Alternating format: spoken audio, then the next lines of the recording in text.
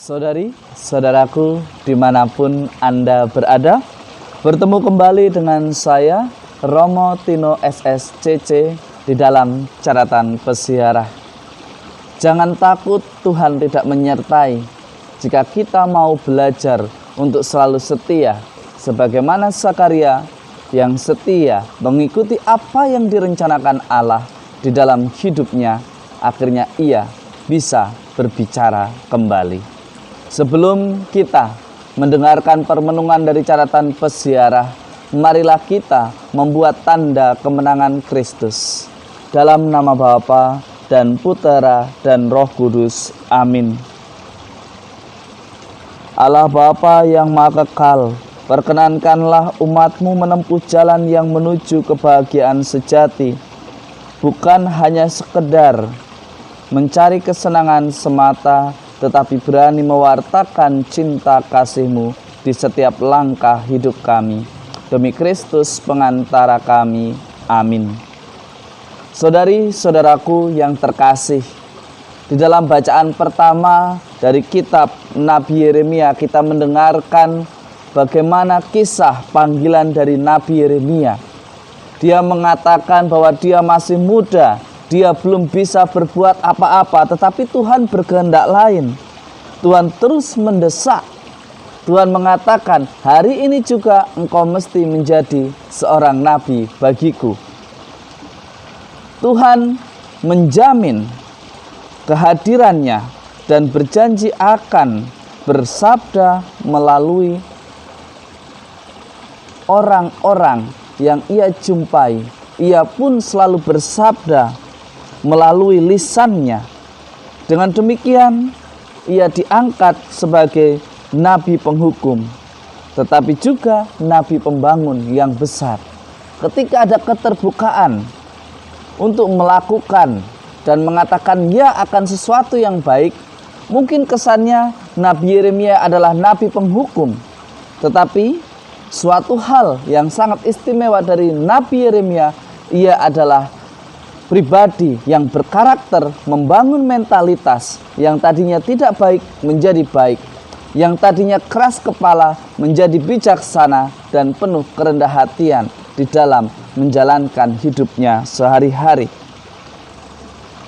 Di dalam surat pertama Rasul Petrus, kita mendengarkan penegasan bahwa Yohanes adalah nabi terakhir yang telah mewartakan keselamatan dan mempersiapkan Dia yang akan datang.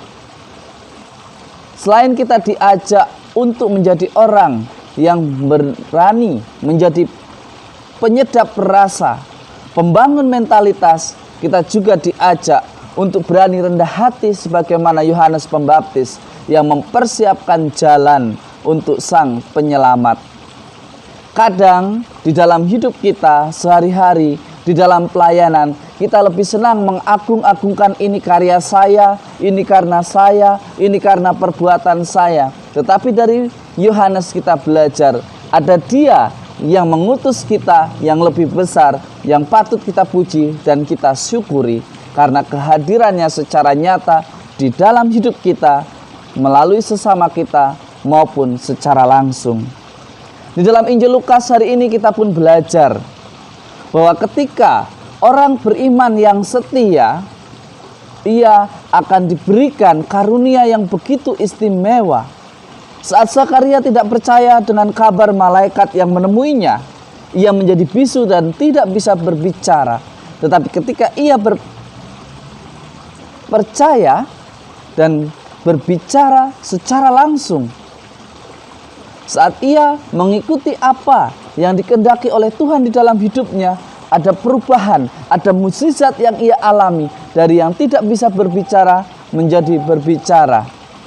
Saudari-saudaraku yang terkasih, yakinlah ketika di dalam hidup kita, kita mencari kemuliaan Tuhan, kita memuji kemuliaan Tuhan, dan melakukan apa yang menjadi rencana Tuhan, sukacita dan kebahagiaan akan selalu kita rasakan.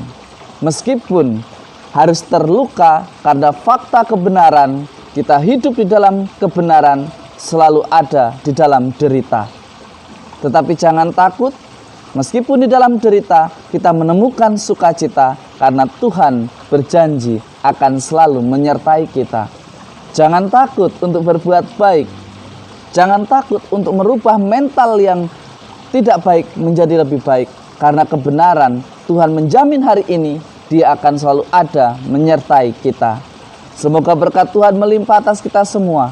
Dalam nama Bapa dan Putera dan Roh Kudus. Amin. Saudari-saudaraku, mari kita belajar setia. Sebagaimana Zakaria sudah memberikan teladannya kepada kita. Ketika kita setia dengan rencana Allah, sukacitalah, kegembiraanlah yang akan menjadi pewarna di dalam persiaran hidup kita. Jangan takut untuk berbuat baik, karena berbuat baik akan selalu berbuah kebaikan. Selamat beraktivitas, Tuhan memberkati. Amin.